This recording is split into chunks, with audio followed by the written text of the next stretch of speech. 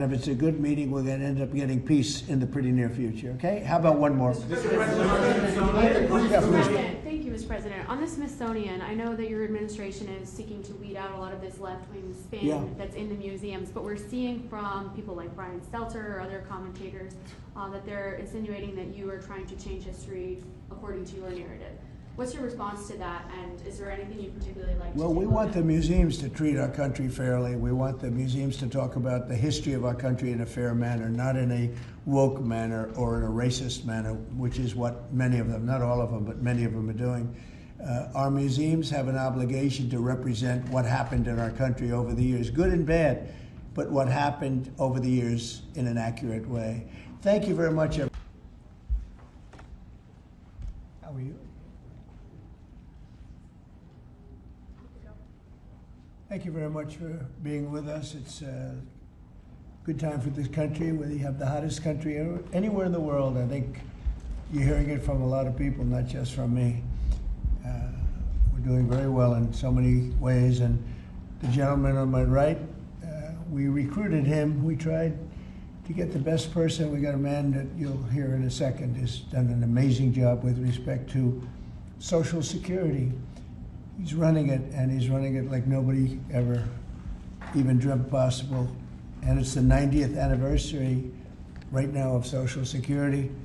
So today we celebrate that 90th anniversary of one of the most significant pieces of legislation ever signed into law, the Social Security Act of 1935, and we're going to make it stronger, bigger and better, really doing a job. In the campaign, I made a secret pledge to our seniors that I would always protect Social Security, and under this administration, we're keeping that promise and strengthening Social Security for generations to come. You keep hearing stories that in 6 years, 7 years, Social Security will be gone, and it will be if the Democrats ever get involved, because they don't know what they're doing. But it's going to be around a long time with us. Very much, you'll be surprised to hear some of the numbers. I'm delighted to be joined by the Commissioner of the Social Security Administration, Frank Bisignano, who in the world of business, in fact, I wrote some of the little things down, that he's had an amazing, he was Chief Operating Officer of J.P. Morgan Chase. He worked for Jamie Dimon, and Jamie Dimon said that he was amazing. So think of that, Chief Operating Officer, J.P. Morgan Chase, had a storied career. Then he went to First Data. For those in the business, you'd know it's the largest payment company anywhere in the world. And worked for Henry Kravis, and it was in big trouble. He took it over as CEO. He made it incredible. They merged with Fiserv, and he became CEO of that, and that became extremely successful. I was in Milwaukee. I guess they have the Milwaukee Arena, and where we had some good success and some good speeches. But he's a really legendary guy, and he wanted to do this. I mean, he just wanted to straighten out Social Security because he loves our country. And what he's done in a few months is amazing. Almost 60 million American seniors rely on Social Security for peace of mind and a life of dignity and retirement. These Americans paid into the system, and they deserve leaders in Washington who are going to protect the benefits they've had and protect Social Security. Under Biden, Social Security went down like nobody's ever seen. It deteriorated.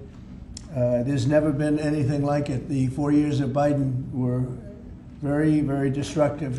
It couldn't have gone on much longer. Social Security was going to be destroyed. It was being destroyed. The average call wait time reached an all-time high of more than 42 minutes. Field office wait times were at 32 minutes, which is unheard of, and the disability claims backlog was the longest ever in recorded history. In other words, it was run just like the country was run. It was run really badly. But I'm pleased to report that under our leadership, and Frank in particular, the changes he's made and what he's done is sort of a miracle.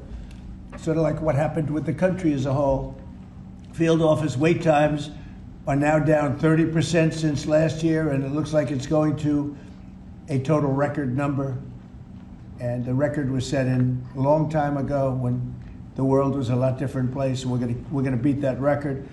Call wait times are down 73% while serving twice as many customers per day. The disability claims backlog is down 26%, and seniors now have 24/7 online access to their accounts, which they never had before, whereas under Biden, the website was down 29 hours a week for maintenance purposes. It was essentially not open very much. They were always maintaining it, but they didn't know what the hell they were doing. They had a person running that had no idea what they were doing.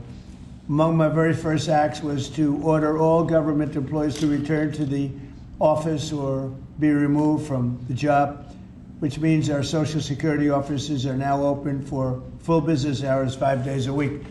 So unlike being shut down all the time, we're open at record levels also. We're making it really great for the people that want and demand Social Security, and they paid into the system. They deserve it. Last month, I signed one big, beautiful bill and allowed no tax on Social Security for our great seniors, okay? So how's that? Not bad, right?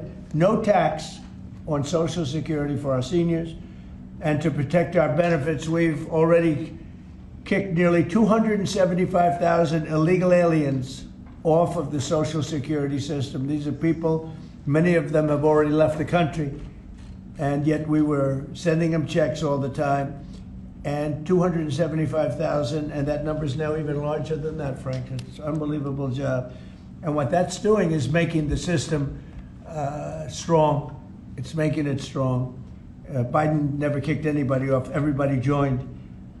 And we're carrying out historic deportations to remove many more illegals committing Social Security fraud. It's the Social Security fraud that was taking place at levels that nobody's ever seen. We cleared 12.4 million names listed in the Social Security database over 120 years of age. Think of that. So we had 12.4 million names where they were over 120 years old. Is that right? That's a hell of a statement. I have a feeling, Dan, that's not really really didn't happen, did it? So you have 12.4 million names listed in the Social Security database that were over 120 years of age, meaning you were breaking records, because I've never heard of anybody at 125. There were nearly 135,000 people listed who were over 160 years old, and in some cases getting payments. So somebody's getting those payments, and we're after that. We're also fighting the menace of inflation to make life more affordable for American seniors, and we've ended Biden's inflation nightmare. So we had the worst inflation in the history of our country, and now our inflation is down to a perfect number, a beautiful number, hardly any at all. And yet our country is taking in tens of billions of dollars and trillions of dollars, actually trillions of dollars in tariffs. You know all about it. It's been amazing. They say, why are we taking in so much money? Last week they found $29 billion and they couldn't figure out where it came from. I said, check the tariff shelf. And they said, how did you know that's where it came from? We're taking in billions and even trillions of dollars in tariffs, paid by other countries who, frankly, were taking advantage of us for many, many years. And they were doing that to us, but our people didn't know it. We didn't have smart business people. We've ended Biden's inflation nightmare and came in below expectations, and yet, again, this past month, we set records. Gasoline prices are way down, and really dramatically, as everybody knows, and energy prices have been going down, other than in certain states where you have Democrat-run states where they put windmills all over the place. Anytime you see a windmill, you'll say, well, they have bad energy costs, and it's happening in New Jersey. I saw that there's a revolution going on in New Jersey. They closed up a nuclear power plant, and they're raising electricity rates by 21, 22, and 28%, something like that. And you're going to have a new governor in New Jersey. I tell you what, you have a good man running in the Republican Party. He'll get them down. But what they've done is they've killed so many good sources of energy for very expensive windmills and lots of other things that don't work. 401ks and retirement accounts are soaring, and the stock market is setting record highs. Almost every day we're going record highs, and yet we're taking in hundreds of billions of dollars in tariffs. So it's turned out that Trump was right and they were wrong. A few smart people knew what was going to happen. A few of us were right. So we're going to keep the fighting going. We're going to make America's seniors every single day. We're going to fight for them. We're going to make them richer, better, stronger in so many different ways. But Social Security is like pretty much the one that we think about, and we love it, and we love what's happening with it. And it's going to be good for 90 years and beyond. Again, you were given only a short period of time. Social Security was supposed to be like down. Had they won the election, Social Security would have defaulted during Biden or Kamala's election, whoever they so chose, two beauties.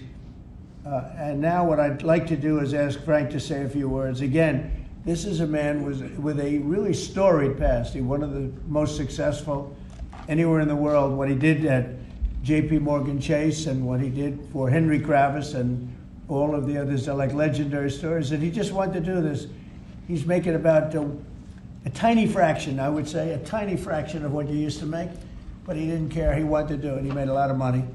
And he said, I want to run that system. I want to put it back on track. And he's got an unbelievable talent over there. It's like a different place. So, Frank, would you say a few words, please? Sure. Thank you. Is less than 1% tiny fraction, sir? Is that what it is, less than one? That's a tiny That's fraction. an honor. It's an honor. It is an honor. And I'd like to start off by thanking the president for his tireless effort in running the country, in what he's done across the country, meeting every commitment. And, you know, I see it directly in the big, beautiful bill, the opportunity that it's brought to seniors. But his effort on every commitment, delivering against it, and delivering on world peace tirelessly. I'd like to also thank him for my opportunity. You know, he's teasing me, I'm teasing him about the economics of the job.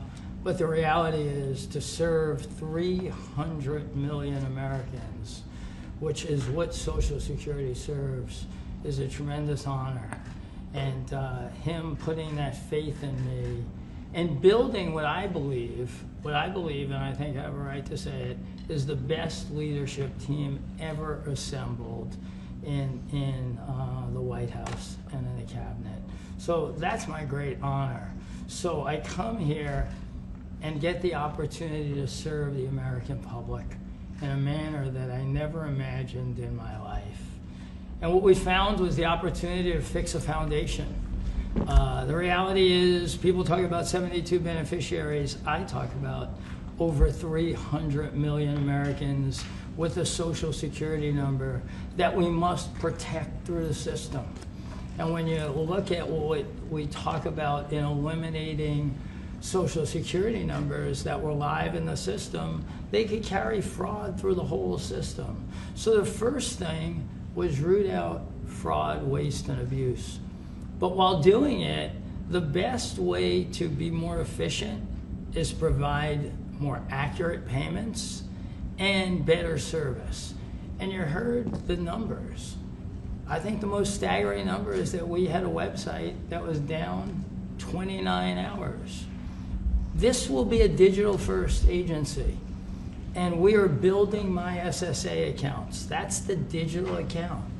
And we have a bold goal of 200 million Americans to have a digital SSA account by the end of next year. It will happen.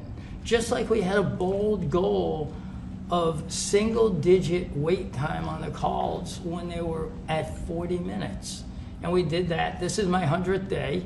We did that within 90 days, right? Get the web up and running, bring technology to our field offices, use digital presence to answer, and serve the American public.